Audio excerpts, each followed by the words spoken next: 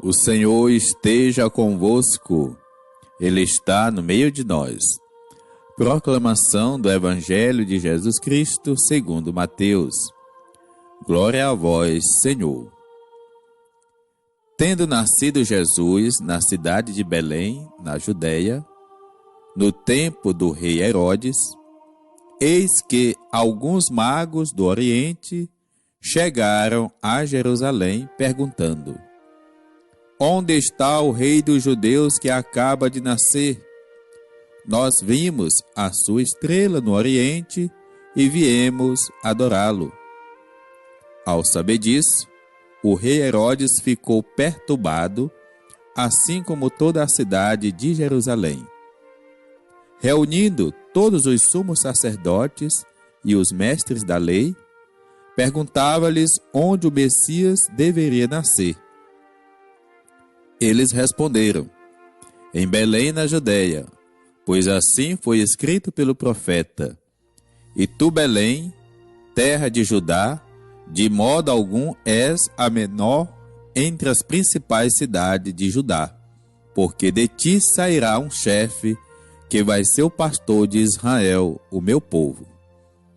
Então Herodes, em segredo, chamou os magos e procurou saber deles cuidadosamente quando a estrela tinha aparecido.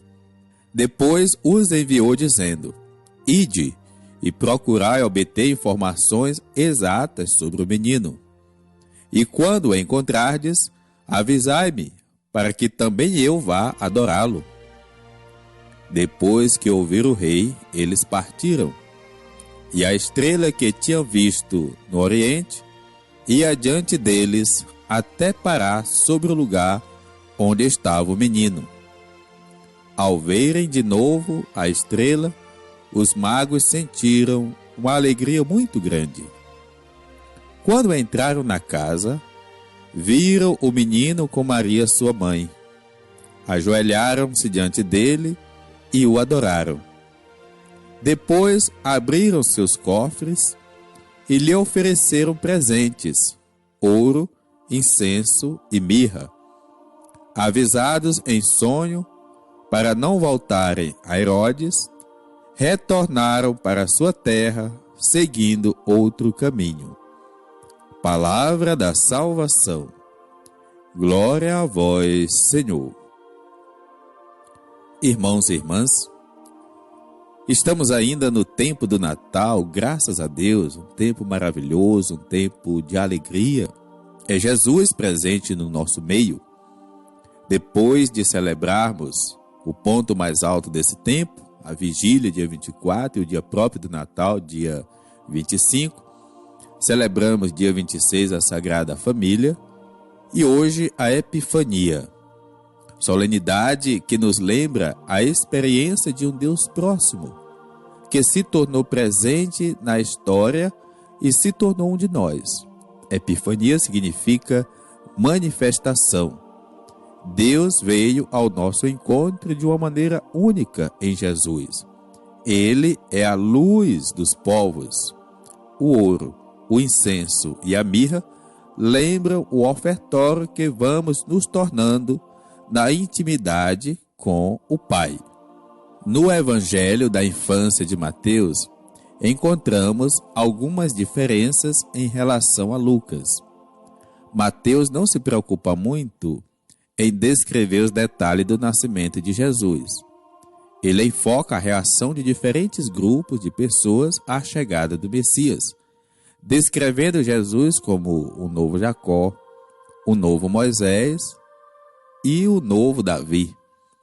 Em Lucas são os pastores, em Mateus são os magos do Oriente. Alguns magos do Oriente. Mateus escreve para comunidades mistas, que tinham judeus mais radicais quanto à lei, judeus que não tinham nascido em Jerusalém e gentios convertidos. Portanto, mostra um ensinamento precioso. São observadores das estrelas estrangeiros, os magos, que vão reconhecer a grandeza do nascimento de Jesus. Eles vêm para adorá-lo e com presentes. Chegar a Jerusalém, O Evangelho de Mateus começa a ensinar que acolher Jesus como Messias não depende de etnia. A luz está no meio dos homens e das mulheres, e todos podem ser iluminados por ela. A história dos magos sempre impressionou a cultura dos grandes e a piedade dos pequenos. O rei Herodes ficou perturbado, assim como toda a cidade de Jerusalém. Há duas reações muito diferentes ao nascimento do menino em Belém. Por um lado, estão os estrangeiros a adorá-lo como os magos, reconhecendo a sua majestade. Por outro lado, o rei judaico Herodes e Jerusalém, a cidade da promessa, ficam perturbados. Ninguém sabe exatamente onde o Messias nasceu. Os sumos sacerdotes e os mestres da lei, eram representantes oficiais da religião no tempo de Jesus e, logicamente, se achavam os iluminados pela ciência divina e conhecedores sobre o que se referia ao Messias e os primeiros a reconhecer a sua chegada. Mas a estrela não apareceu para eles, porque ela não está condicionada à posição religiosa que alguém ocupa.